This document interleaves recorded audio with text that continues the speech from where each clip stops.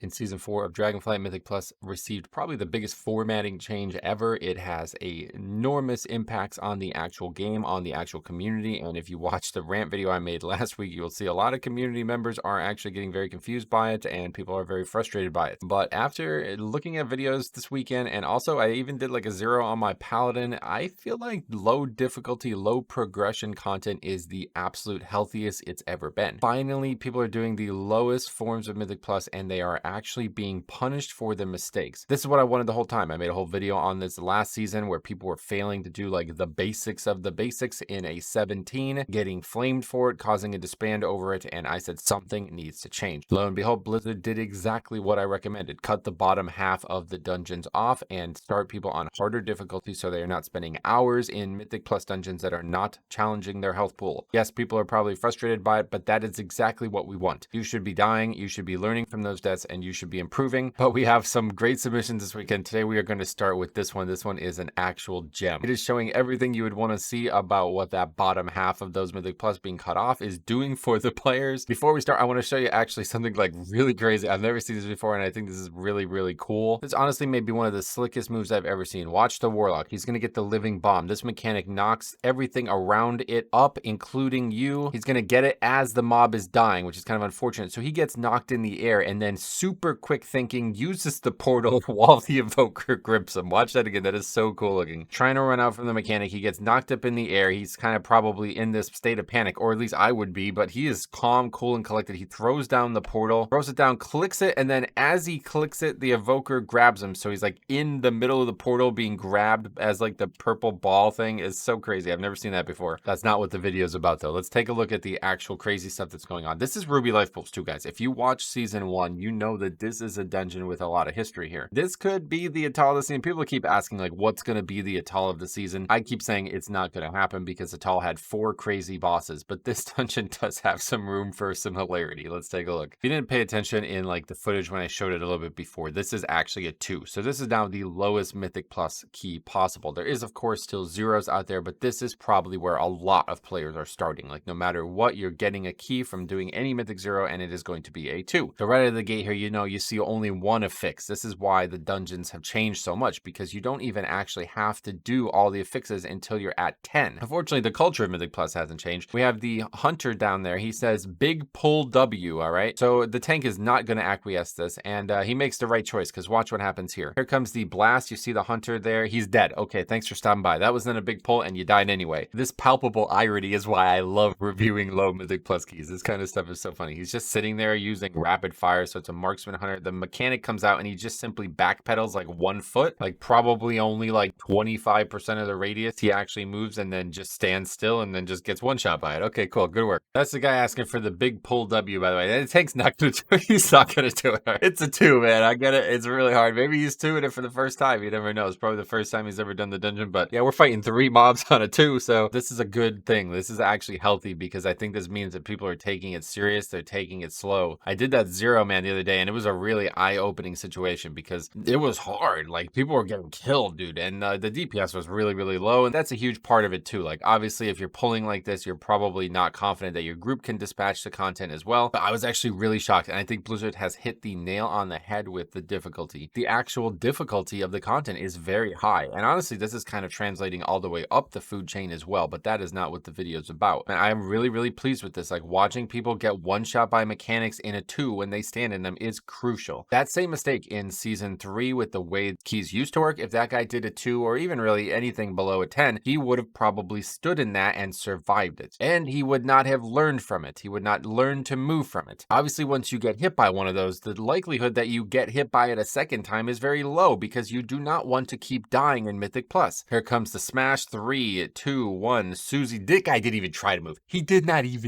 even try. He's casting aim shot. 3, 2. Thank you. I didn't even have to count all the numbers. It's dead. He's gone. That's now 2 deaths to the same mechanic. It's working. I promise. He's learning. I promise you guys. He's got to be doing it. Because that type of mistake will teach you about other mechanical awareness, right? Like there's swirls and stuff to dodge on this boss, right? So you have this guy here. He just learned from it. Watch. Oh, just kidding. He got hit by that one too. It's all about that comfortability though. Like understanding when mechanics are coming out. Like right here. Watch. 3, 2, 1. He's going to move. Oh, okay. Well, he didn't die that time, so that's progress. But once you start seeing the mechanics, you start to anticipate the mechanics. Like, you know when you're in danger. Like this guy, right? He gets the mechanic, and he runs through the. Okay, he ran through that one. That's fine. He's got all kinds of survivability. Healer's going to carry him through this. Look at that amount of healing he's pumping into him. I have no idea how he doesn't die there. So they're going to kill the boss here, and they're actually going to get loot from a TBC dungeon, which is crazy. Purified Tanzanite. What a great epic gem. I have no idea. Blizzard is making these crazy changes, and I'm all here for it. This dungeon is funny because of these mobs. These mobs are actually really funny and low keys, and you're going to see why right here. Storm Breath, 3, 2, 1. I mean, you already know who's going to die to it. It's like, I don't know, man. It's probably hard to get out of. Like, he's kind of like max range of it. He tries to move, but just kind of moves forward. This fight is another one where we saw absolutely wild moments in Season 1, because this is all about positioning. This is all about knowing where your character can be and when you need to move. The boulders being baited properly, the ad being spawned properly, and people switching. Honestly, like, this is something that you see done wrong all the time. Look at this. So a bad bait, but people do move out of the way of it. This mistake is actually propagated by the first mistake, because you cannot see the edges of the fire swirl because of the other fire. So you see the hunter, he actually moves out of the fire into more fire and doesn't realize he's not out of the mechanic. And this is why this fight is such a mess, because once you have one bad bait, it can easily cause total disaster to occur. It can cause a situation where you're like cut off from each other, like we have here. Like, we have some people on the left, some people on the right, and the bosses are not together. Then we have more bad baits going bad directions, and now we're basically covered in all directions by fire. But like, look at this. So now the ad is going to spawn directly in the middle of all that fire. There's just no way to fight it there, right? Like, this is a wipe. You're going to wipe to this, and this is a 2. You're going to wipe because of bad positioning and bad mistakes. So here's a great quote. This is a really, really good one. This is an all-timer right now out of the gate from day 1 of the first review. The guy says, BETER,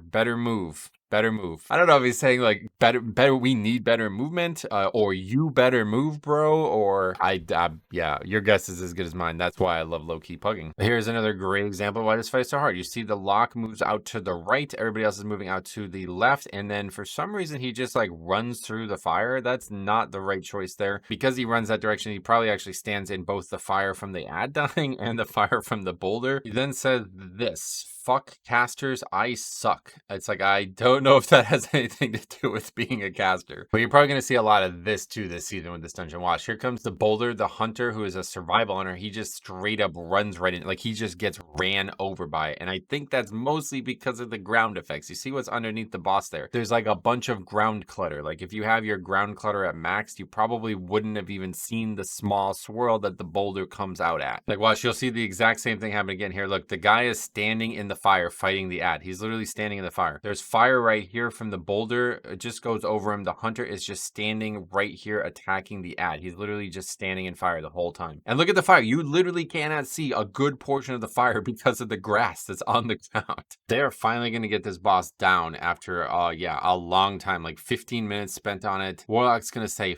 finally, and then this happens, and this is why we are making the video. So at this point, I don't know what the tank is doing. He's just like AFK, probably typing something, and then the fucking people follow him. Where are you going, bro? Don't you realize he's dying? Like, what is this? They actually just straight jump off the platform, dude. They just straight suicide. The tank goes, fuck me, I lagged out with auto run on. And the other guy says, fuck you, like if he's mad. What'd you think he was doing? Was it like some experimental new skip strategy? You gotta watch it in real time. Like, there's not even a purpose to slowing it down because it's just that wild. The guy just runs. I mean, I don't know how he doesn't aggro the trash on the way by, but he basically like looks like he just realizes he's about to fall off. And then like 5 seconds later, that guy jumps, and like another like 10 seconds later, that guy jumps. The first guy who jumps, that's the guy who was dying to like every avoidable mechanic and telling the tank to pull bigger, right? This is what low keys look like, dude, and it is glorious, man. Blizzard, thank you so much for delivering this to us. But they battled, man, and this is why it's so cool, because they learned their lesson. They get rewarded for their patience. Like, their perseverance is huge here. It's so cool to see. Even people suiciding, jumping off cliffs, they're finally going to get this dungeon killed, and it's not in time. And when they finally get this boss killed, they're going to finally get the loot from the dungeon.